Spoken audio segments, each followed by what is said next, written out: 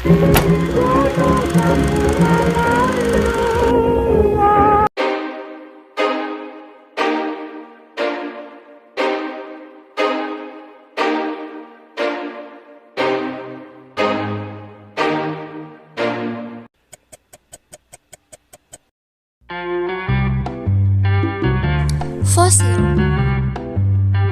Fosil merupakan sisa jejak atau bekas binatang maupun tumbuhan di masa lalu yang terawetkan di dalam bumi. Nah, fosil sendiri dapat menjadi sumber informasi primer tentang sejarah kehidupan di bumi.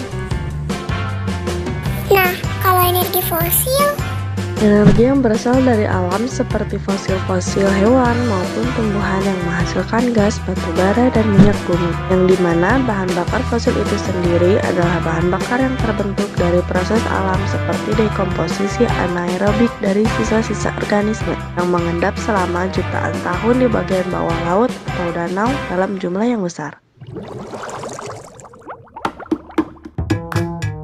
Minyak bumi merupakan sumber daya alam tidak terbarukan yang tersimpan di bawah permukaan bumi dalam bentuk cairan. Minyak bumi berada dalam pori-pori batuan pada suatu kolam di perut bumi yang disebut reservoir.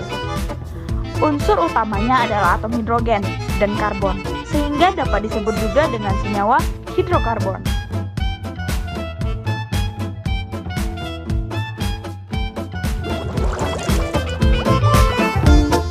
Batu bara merupakan suatu batuan yang berasal dari dekomposisi sisa tumbuhan yang terbentuk karena proses pembatubaraan.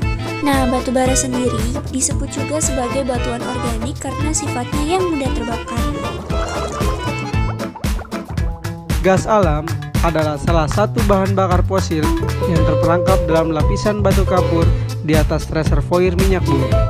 Unsur utama penyusun gas alam adalah metana atau CH4 yang merupakan molekul hidrokarbon rantai terpendek dan teringat. nah terus kalau kelebihan dan kekurangan dari energi fosil, bukan ini juga bukan. Nah, ini baru benar. Ada apa aja? Adapun kelebihan pertamanya adalah relatif lebih mudah ditemui. Ketersediaan bahan bakar fosil sudah dapat dijumpai di berbagai wilayah dengan jarak yang tidak terlalu jauh, sehingga dapat lebih memudahkan konsumen untuk dapat memilih opsi penggunaan bahan bakar fosil. Relatif lebih murah. Lebih hemat dari segi pengeluaran konsumen yang berasal dari masyarakat kurang mampu, karena harga yang disediakan selalu disesuaikan dengan kebutuhan pada saat itu. Ketersediaan yang masih banyak dan stabil. Bahan bakar fosil juga termasuk bahan bakar yang stabil yang tidak mengalami perubahan warna, bau, berat, ukuran, serta kadar asamnya dibandingkan zat-zat lain yang ada di bumi. Sumber daya energi fosil di Indonesia masih belum digunakan secara keseluruhan, jadi masih akan sangat memungkinkan jika penggunaan bahan bakar fosil masih mendominasi. Meningkatkan polusi berupa racun dalam udara. Pemakaian emisi gas alam atau bahan bakar fosil dapat meningkatkan polusi udara yang akan menjadi penyebab pemanasan global dan pencemaran air. Udara yang telah terkontaminasi oleh bahan bakar fosil dapat menyebabkan penumpukan partikel-partikel beracun yang bergabung dengan radikal bebas yang dihasilkan oleh debu, asap rokok, asap pembakaran, sampah, dan lain-lain. Menyebabkan pencemaran lingkungan, tanah, dan air. Hasil dari pembakaran bahan bakar fosil yang digunakan pada industri biokimia cenderung menghasilkan limbah, yaitu sisa-sisa proses pembakaran ketika kegiatan industri dilaksanakan. Limbah yang terbuang dapat mencemari dan meracuni lapisan tanah yang membuat tumbuhan tidak dapat hidup secara normal dan mengakibatkan air tanah tercemari, serta mampu mencemari air jika pembuangan limbah tidak dilakukan dengan benar. Bahan bakar tidak dapat terbarukan. Bahan bakar fosil bersifat tidak dapat diperbarui lagi. Maka dari itu, hanya dapat digunakan sekali pakai. Persediaannya di Indonesia diperkirakan mulai menipis. Bahan bakar fosil memang sangat bermanfaat bagi hidup orang banyak. Tetapi, jika persediaannya telah habis, maka tidak bisa didapatkan dengan mudah. Karena kemunculan bahan bakar fosil melalui proses biokimia yang panjang.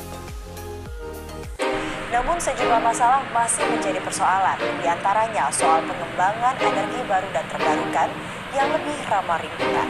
Indonesia memang masih menggantungkan energi utamanya pada batu bara. Kementerian Energi menyebutkan batu bara masih menjadi sumber energi utama untuk pembangkit listrik di Indonesia hingga 2050. Menurut data Dewan Energi Nasional, bauran energi primer nasional tahun 2019 sebesar 37,15% dari batu bara, 33,58% dari minyak bumi, 20,13% dari gas bumi, dan 9,15% dari energi baru terbarukan.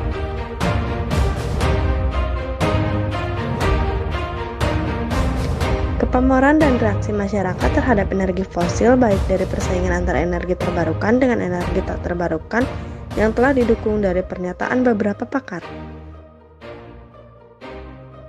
Untuk nasib industri minyak, gas, dan bahan bakar fosil di Indonesia dapat dipastikan 3 bahan bakar tersebut masih menjadi andalan sampai 2050 dikarenakan bauran di Indonesia disokong oleh migas hingga 44% dan disusul oleh energi baru 31%, batu bara 25%.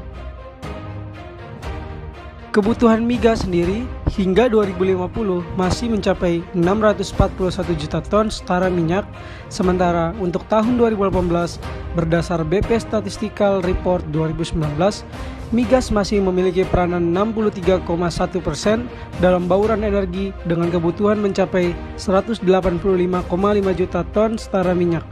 Yusuf Kala sempat menyinggung soal ketergantungan terhadap energi fosil yang perlu dikurangi. Menurutnya, pengembangan energi baru terbarukan sangat penting agar tidak ketergantungan dengan impor, mengingat produksi minyak yang terus merosot. Hal ini menjadi pertimbangan banyak pihak. Di balik energi fosil yang memiliki kemudahan dari segi biaya dan sumber daya pada saat ini akan sebanding dengan energi baru terbarukan yang juga memiliki dampak atau perubahan lebih baik yang signifikan pada lingkungan internal maupun eksternal.